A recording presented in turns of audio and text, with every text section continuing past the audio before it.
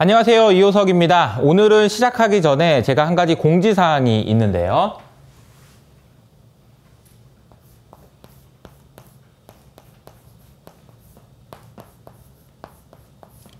슈퍼패스 강의가 4월 15일에 시작됩니다. 근데 아직도 신청 안 하신 분 있으세요? 이거 너무 해잔데? 4월 15일에 그랜드 오픈을 하니까 여러분 아직 신청 못 하신 분이 있다면 밑에 있는 댓글을 통해서 꼭 먼저 신청해 주시기 바랍니다. 오늘 제가 드릴 말씀은 금융시장에 그동안 한 번도 없었던 어마어마한 혁신이 이런 방향으로 진행될 거다라는 얘기를 하도록 하겠는데요. 아주 간단한 이야기부터 시작해 보도록 하겠습니다. 여러분 만약에 여러분이 들고 있는 주식을 매도하면 현금을 받잖아요. 혹은 돈을 가지고 주식을 사면 주식을 받죠. 그런데 현금을 받는 데까지 시간이 얼마나 걸리는지 혹시 아시나요? 딱 이틀 걸립니다. 그러니까 여러분이 삼성전자 주식을 오늘 파셨더라도 돈이 오늘 들어오는 것이 아니고요. 이틀 후에 들어온다는 거죠. 반대로 오늘 삼성전자 주식을 사셨더라도 돈이 오늘 나가는 게 아니고요. 이틀 후에 나간다라고 보시면 되겠습니다. 그럼 이 이틀 동안 사람들은 뭘 하길래 이틀 후에나 이런 일들이 벌어지는 걸까요? 라고 생각을 해보면 여러분들이 아셔야 되는 개념은 거래라는 것이 왜 쉽지 않은 것인지에 대해서 이해를 하셔야 됩니다. 자, A라는 사람과 B라는 사람이 거래를 하기 위해서 만났다라고 해보죠. 자, A가 B에게 주식을 주거나 혹은 채권을 주거나 혹은 부동산 등기를 주거나 이런 식으로 증거가 되는 어떤 증서들을 주는 대신에 B는 A에게 돈을 주는 형태의 거래를 한번 생각을 해보시죠. 자, 이 거래가 성사되기 위해서 필요한 게 뭘까요? 여러분이 만약에 A라는 사람 입장에서 이 거래를 생각해 보면 내가 이거 주식을 주긴 하는데 이 B라는 사람이 진짜 돈을 줄까? 안 주고 도망가는 거 아니야? 라는 걱정을 하실 수가 있고요. B라는 사람 입장에서 이 거래를 생각해 보면 내가 돈을 주긴 줄 텐데 이 사람이 주는 이 종이가 가짜 아닐까? A라는 사람이 실제로 있긴 한 걸까? 라는 생각을 하시게 될 겁니다. 아니, 사람을 만나서 삼성전자 주식 있는 사람 만나서 그 자리에서 삼성전자 주식 받으면서 돈을 주는 거면 무슨 문제가 있겠어요. 그런데 그렇지 않고 보이지 않는 온라인 세상에서 진행되는 거래이기 때문에 이 거래가 진행되는 과정에서 필요한 것들이 생각보다 많다라는 거죠. 그렇기 때문에 이틀이나 걸린다라고 이해를 하시면 되겠습니다. 그래서 이 중간에요, 이 거래가 성사되기 위해서 꼭 필요한 거는 이 중간에 누군가가 나서서 자, A라는 사람 이 사람 맞고요. 자, B라는 사람 이 사람 맞고요. 돈 여기 들어온 거 맞고요. 제가 일단 보관하고 있습니다. 주식 잘 들어왔습니다. 걱정하지 마세요. 라고 하는 누군가가 필요하다라는 거죠. 그리고 이 사람들이 하는 것을 우리는 중개 혹은 브로커리지라고 이야기를 합니다. 이렇게 주식 거래를 포함한 모든 금융상품 거래는 생각보다 복잡한 과정을 거치는데 또 한 가지 비슷한 것이 하나 있어요. 예를 들자면 송금인 거죠. 그 송금 중에서 특히나 해외 송금 같은 경우에는 더 신기한 일들이 일어나는데 여러분 만약에 해외에서 한 10억 원 정도 돈을 받을 일이 있다라고 해봅시다. 그러면 저쪽에서 돈을 보내요. 미국에 있는 웰스파고 은행에서 10억 원을 우리한테 준다라고 생각을 했을 때 저기서 돈을 줄 때부터 저 이호석이라는 사람이 뭐 하는 사람인데 돈을 주는 겁니까? 당신은 지금 10억을 주면서 뭘 받습니까? 이런 걸 다 검사를 하게 되고요. 그 중간에서 돈을 뭐 자금 세탁을 한 것이 아닌지 뭐 이렇게 스위프트 망해서 좀 검토하다가 우리나라 은행에 딱 들어오면 은행에서 전화가 옵니다. 저한테. 이호석 씨 지금 10억 원이라는 돈이 지금 들어와 있는데요. 이거 뭐 하는 돈이에요? 혹시 뭐 한 거예요? 뭐 이러면서 꼬치꼬치 깨묻는다는 거죠. 그래서 해외 송금을 받아보신 분들은 다 아실 거예요. 이 금융 시스템이 얼마나 낙후된 것인지라는 것을요. 그래서 지금 이야기가 최근에 나오고 있는 것들은요. 이러한 낙후된 시스템을 바꿔보자라는 이야기가 나오고 거기서 활용될 수 있는 것을 블록체인이다 라고 얘기를 하고 있다는 거죠. 이 블록체인을 가지고 이 거래를 더 활성화시키고 투명하게 만드는 작업들이 필요한 이유를 지금부터 설명드리도록 하겠습니다. 자, 저는 이제 금융상품에 대한 이야기를 했는데요. 먼저 이제 두 번째로 이야기해야 될 것은 가치를 저장하는 것에 대한 이야기를 해보도록 하겠는데요. 자, 여러분 가치를 저장하는 방법이 뭐가 있나요? 가치를 어디다 저장을 해야 될까요? 여러분들이 열심히 돈을 벌었어요. 그러면 이 돈을 어디다가 저장해 두시나요? 예금 통장?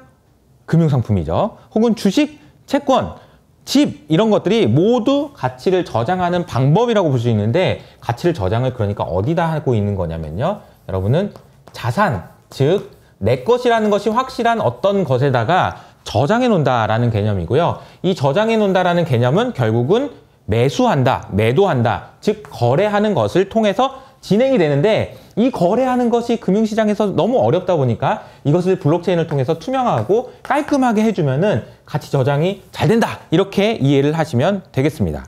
그러면 자산의 종류는 어떤 것들이 있을까요? 첫 번째로는요, 실물 자산이라는 것이 있어요. 여러분들이 가지고 있는 것들이라고 생각해보면 당장 여러분이 집에 있는 집 혹은 차 아니면은 컴퓨터 이런 것들이 생각나죠. 이런 건 눈에 보이는 실물 자산, 실제 있는 자산이라고 볼 수 있습니다. 두 번째로 생각해 볼 수 있는 자산은요, 무형 자산인데요. 이 무형 자산은 눈에 보이지 않는 겁니다. 예를 들자면은 특허권 같은 거죠. 회사에 있는 기업 문화 같은 거요. 이건 다 무형 자산입니다. 지금 촬영을 하고 있는 PD가 가지고 있는 편집 실력, 무형 자산입니다. 이것도 자산이라고 볼 수 있다라는 거죠. 세 번째로 생각할 수 있는 자산은 금융 자산입니다. 이 금융 자산이 방금 전에 제가 말씀드렸던 주식이나 채권과 같은 것이라고 볼 수 있겠죠. 그동안 우리는 금융자산, 금융으로 표현될 수 있는 자산에다가 돈을 많이 맡겨놨습니다. 주식에다 저장해놓고 채권에다 저장해놓고 혹은 예금에다 저장해놓고 이런 일들을 우리는 해왔다라는 거죠. 근데 문제가 생겼어요. 무슨 문제가 생겼을까요? 2008년 금융위기가 생겼습니다. 이때까지만 해도 전 세계에 있는 많은 연기금을 포함한 투자자들은 주식과 채권이라는 전통 자산에다가만 가치를 저장해 놨습니다. 그런데 이 전통 자산에다가 가치를 저장해 놓았다는 개념을 제가 여러분이 쉽게 이해하실 수 있도록 비유를 하자면요. 여기 이게 냉장고가 있는데요. 사과가 있는 거예요. 사과 혹은 물고기 이런 것들을 저장해 놓는다라고 합시다. 여기에 이제 저장을 해 놓는 거죠. 기존에 있던 전통 자산에다가 이미 있었던 돈들을 여기다가 저장해 놓는 개념이라고 생각을 하시면 되겠습니다. 뭐 이런 식으로 해도 문제가 없었어요. 주식이나 채권 같은 것에도 충분히 돈이 다 들어갔다라는 거죠. 그런데 문제가 생겼습니다. 금융위기가 터지니까 여러 가지 디플레이션이 문제가 되고 어쩌고저쩌고 하다 보니까 버냉키가 뭘 했죠? QE라는 걸 했죠? 돈을 왕창 풀었습니다. 코로나가 터지니까 또 뭐 했죠? QE 1, 2, 3, 4 뚝뚝뚝뚝뚝 계속해서 돈을 풀었고요. 미국만 푸나요? 아니에요. 돈을 너무너무 많이 풀었죠. 그러니까 돈이 이 정도 있는 것이 아니고요. 지금부터는 돈이 너무너무 많아져가지고 셀 수도 없을 정도로 너무너무 많아졌던 거죠. 너무너무 많아졌다는 겁니다. 이 돈이 너무너무 많아지다 보니까 어떤 현상이 생기냐면은 전통 자산이 꽉 찬 겁니다. 전통 자산이 꽉 차서 그때부터 나왔던 얘기가 뭐냐면요. 이거 냉장고 하나 더 놔둬야 되겠는데요? 라는 얘기가 나오고 이 냉장고의 이름은 대체자산이라는 얘기를 했죠. 자, 대체자산이라는 개념은 뭐냐면요. 아까 말했던 주식이나 채권 말고 이거 말고 대체되는 거 없냐? 냉장고 하나 더 만들면 안 돼? 라고 하면서 이 대체 투자의 개념에는 부동산, 야 부동산도 우리 쪼개가지고 거래하자라는 이야기가 나오고 야 비행기는 안 되냐? 비행기도 쪼개가지고 좀 거래하면 안 돼? 뭐 리츠는 안 되냐? 등등 수없이 많은 대체 투자에 대한 투자가 진행됐습니다. 이것을 투자가 진행됐다라고 볼 수도 있지만 이렇게 너무나도 많이 풀린 이 돈을 전통자산, 이 첫 번째 냉장고 말고 두 번째 냉장고에 넣자라는 개념으로 이해할 수 있다는 거죠. 그런데 안타깝게도 지금 우리가 코로나 지난 이후로 돈이 어떻게 됐죠? 돈이 더 많이 풀렸죠. 돈이 더 많이 풀렸습니다. 이 많은 돈들이 갈 데가 없어요. 여기까지 설명드리고 우리가 생각할 수 있는 건 뭐냐면요.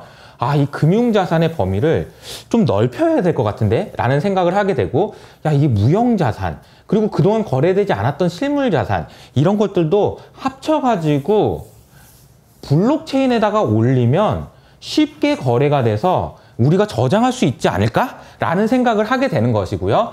자, 이 개념이요. 여기 있는 모든 것들을 합친 개념을 우리 블랙락에서는 뭐라고 이야기하냐면요. RWA라고 이야기합니다.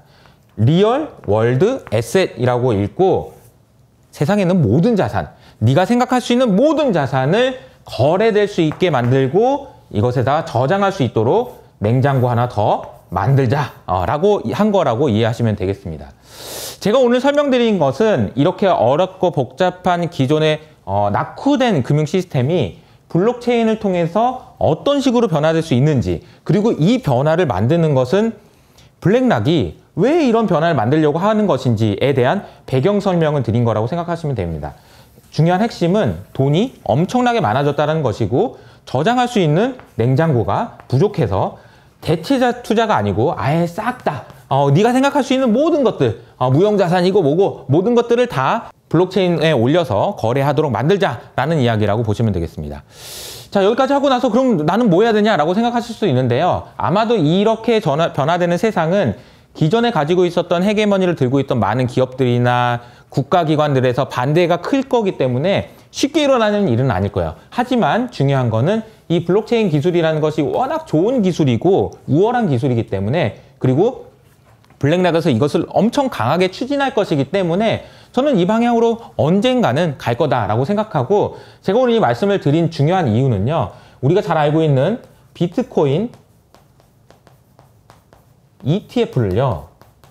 블랙락에서 그렇게 열심히 추진했던 이유, 이것은 그냥 하나의 시작에 불과하다라는 것이고요. 여기서부터 시작해서 블랙락은 블록체인과 여기는 RWA까지 이어지는 그림을 그리고 있다라는 얘기입니다. 오늘 제가 설명드린 내용은요. 얼마 전에 저희 채널에 출연하셨던 이용재 선임 매니저님의 영상을 보셔도 참고해 보실 수가 있습니다. 자, 이 내용을 보시면 어떻게 미래가 좀 보이시나요? 오늘 영상이 좋으셨다면 구독과 좋아요 버튼을 눌러주시고요. 말씀드렸 4월 15일 날 시작되는 슈퍼패스도 잊지 말고 밑에 있는 댓글을 통해서 확인해 보시기 바랍니다. 지금까지 이호석 아카데미였습니다. 감사합니다.